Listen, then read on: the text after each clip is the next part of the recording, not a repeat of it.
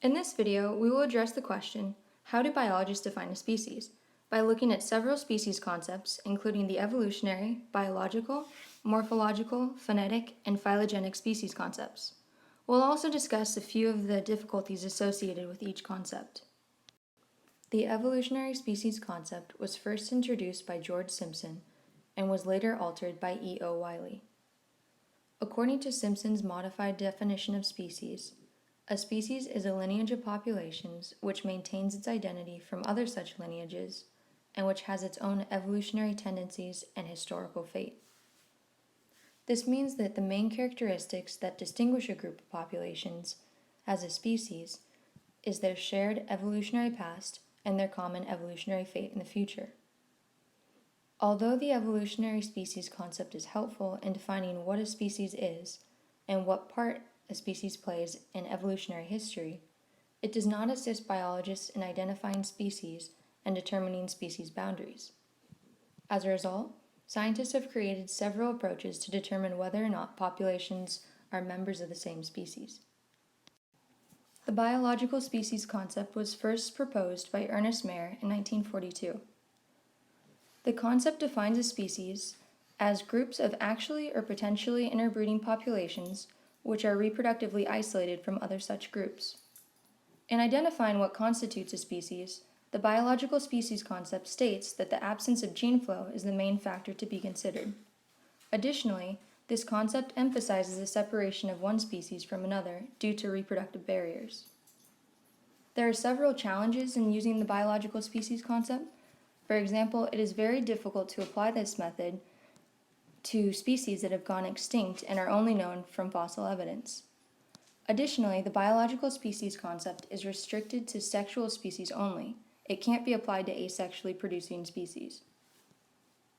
An example of the biological species concept to define species boundaries among populations can be seen in two species of mosquitoes, the Culex pipiens and Culex pipiens molestus.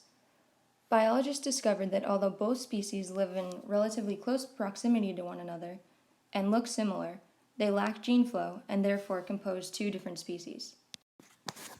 Unlike the biological species concept, the morphological species concept emphasizes the unity within a species. This concept characterizes a species by body shape and other structural features. The morphological species concept can be applied to both sexually and asexually reproducing individuals, and can be helpful even without information on the extent of gene flow. A benefit to the morphological species concept is that the morphology of an individual can be easily observed without disturbing or harming the organism. One challenge associated with the morphological species concept is that it relies on subjective criteria, meaning that biologists may disagree on which traits distinguish a species. An example of using the morphological species concept to define a species can be seen in the hedgehog cactus. The phonetic species concept draws species boundaries around clusters of phenotypically similar individuals or populations. In general, individuals are grouped or clustered together in phenotypic space. For example, while observing big cats, you'd find many individuals clustered together that look like lions, and many individuals grouped together that look like tigers. However, you will seldom find individuals that are a mixture of the two. This concept has been used by numerical taxonomists who use statistical analysis of traits to classify organisms. One challenge associated with the phonetic species concept is determining how to weigh the importance of the characteristics used to draw species boundaries. An example of the phonetic species concept being employed for statistical analysis used by numerical taxonomists can be seen in shrubs from the genus Medicago, where researchers were able to classify shrubs from 9 populations into 3 species. The phylogenetic species concept defines a species as the smallest monophyletic group distinguished by a shared derived character. Species boundaries are drawn using shared derived traits that are unique to one monophyletic group and absent from all other populations in the phylogeny. Traits that are considered polymorphic within a population will not form monophyletic clades and therefore should not be used to draw species boundaries. One challenge associated with the phylogenetic species concept is that this concept does not ensure that species considered separate at the present will have unique and separate evolutionary fates in the future.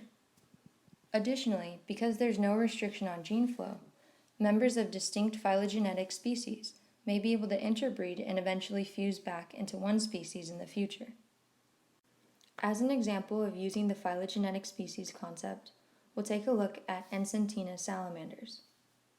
In the image below, even though lineage C of Encentina salamanders has a large amount of diversity, it's still considered one species according to the phylogenetic species concept. When considering the various species concepts that we've just covered, it's important to keep a few things in mind. All species concepts are trying to objectively identify evolutionarily independent lineages. Each species concept has its strengths and weaknesses, and finally, the species groupings that the concepts recognize are often the same.